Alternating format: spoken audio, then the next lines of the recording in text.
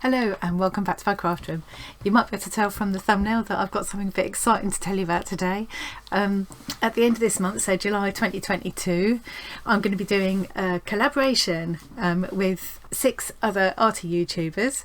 They're all really talented, really different, lots of different styles and things. I'm struggling a bit with imposter syndrome, but I'm very, very excited about it and I can't wait to see what everyone's going to come up with, because we've all got such different styles and we've got different favourite media, and yeah, it's just going to be, it's going to be really fun. So the collaboration is called Inspired by Fairy Stories.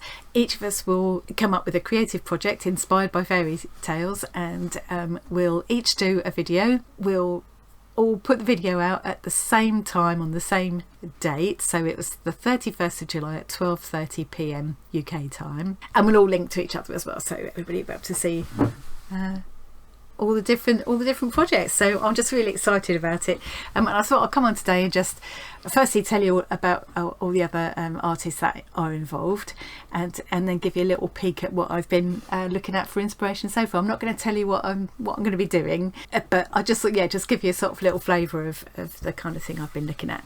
So let's have a look at the other artists first. Other artists, like I'm an artist. Yeah, as I say, imposter syndrome big time. Here we go.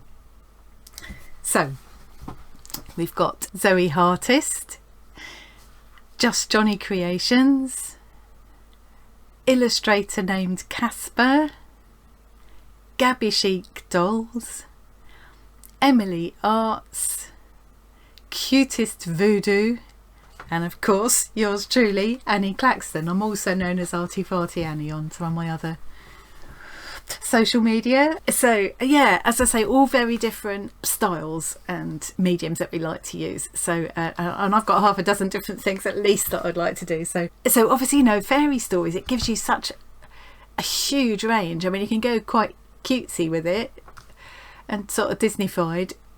But the origins of fairy tales are very, very dark, and I have to say it's the dark side of fairy tales that calls to me.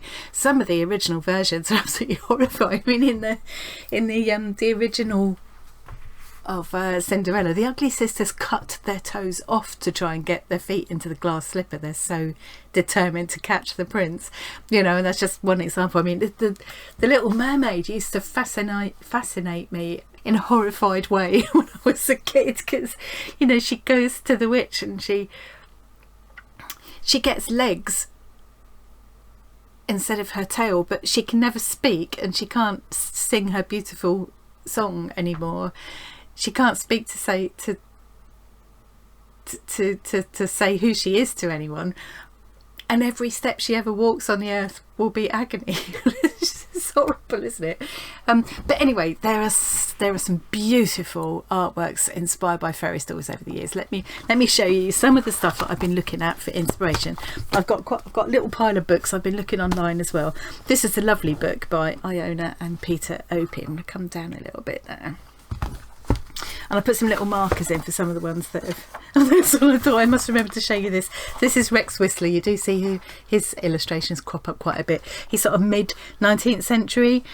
But you see, this is a picture. This is not Red Riding Hood, Cinderella. And when you turn it upside down, it's the fairy godmother. And I've seen a similar thing done with Red Riding Hood and her grandmother as well. And apparently he did this to amuse a child. And one of the ideas that I love is that they did a lot of 3D, so this is a little 3D book. I love making tunnel books and things like that. There are a lot of interactive books. I think there are a couple more I've marked along the way, and I love that idea. I mean, I guess in those days, you know, children didn't have, look at all the interactive kind of toys and media they have access to now. This would have been you know, and we used to have those little paper theatres and things when I was a kid, and we loved them. We loved that kind of thing. It perhaps wouldn't be so amazing to a child these days with everything they've got, but yeah, anyway, I digress. So here's some of the ones that I have marked. I have 3 or 4 favourite illustrators from kind of early 20th century. They're the ones that really appeal to me. So this one's John Austen, Tales of Past Times. Love that style, 1922. Here's Harry Clarke. Oh, I love Harry Clarke's work. So this one's dated 1922 as well. And this was Bluebeard. This is how he portrayed Bluebeard. I haven't found any Aubrey Beardsley ones yet, and but I think there are lots of similarities. Having said that, be careful looking up Aubrey Beardsley because he did a lot of really dodgy stuff as well. But beautifully done, beautifully done. I love his art. And I'm sure he did do some fairy tale illustrations. Oh, I just haven't found any yet. Well, here's another interactive example. So I love this idea. So this must be Cinderella, where she just transformed from the kind of servant-y clothes to the clothes to go dancing in, and you can just move her head from one to the other, and you can put it into the carriage as well. I love that. That would have been so much fun for a kid in those days, wouldn't it? Beauty and the Beast. I love that, but that's not really, that's not the style that really calls me. Oh, this is Arthur Rackham, one of my favourites. And here he's illustrating a story I hadn't heard, The King of Colchester's Daughters. It looks pretty hideous. Love the colour scheme is used there. A very soft kind of, it's a split complementary scheme, I think. You've got that sort of rusty, soft rusty terracotta kind of colour, and then you've got the soft blue and green. I love it. Beautiful, beautiful, beautiful. I mean, I can't hope to do anything like that, but it's inspiring. It is inspiring.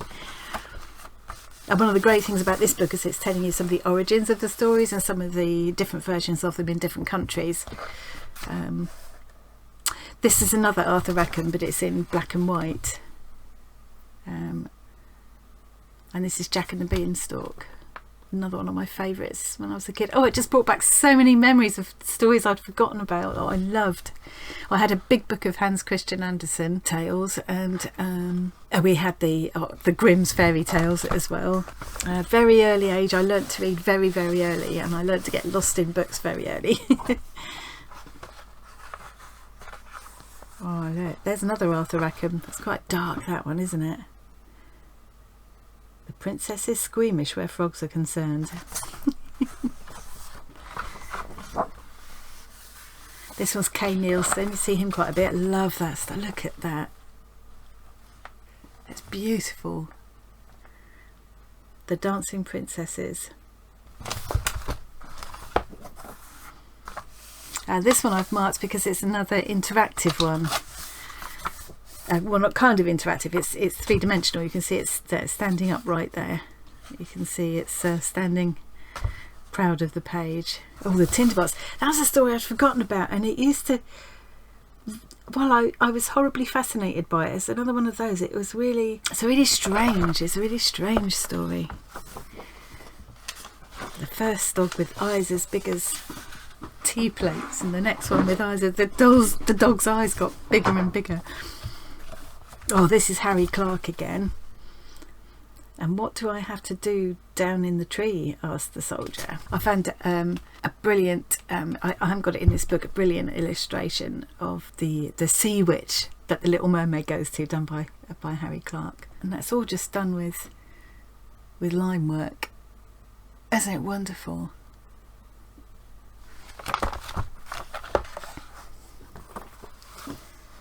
This one's by Edward Dulac. Oh, another of my favourites. This is 1911. They're all around the same period. The ones that I really, really love are all around that sort of between 1905 and 1925 probably.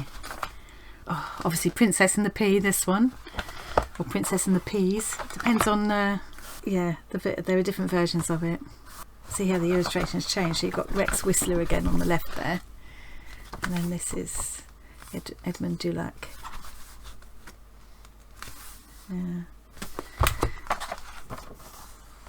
And Kay Nielsen again, and this isn't actually three-dimensional, but it kind of looks it. It's got that look of like a tunnel book. Yeah.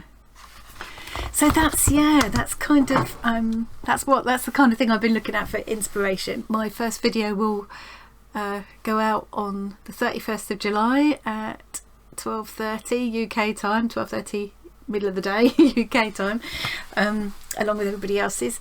I will leave links to all their channels in the description box below here, and obviously we'll all link to each other on the day as well. I've got so many ideas in my head, I might end up doing a little kind of mini series of for the week following as well, but we'll see how that goes.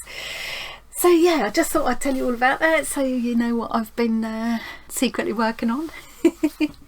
Watch this space. Thanks so much for joining me today. I'll see you again really soon. Bye.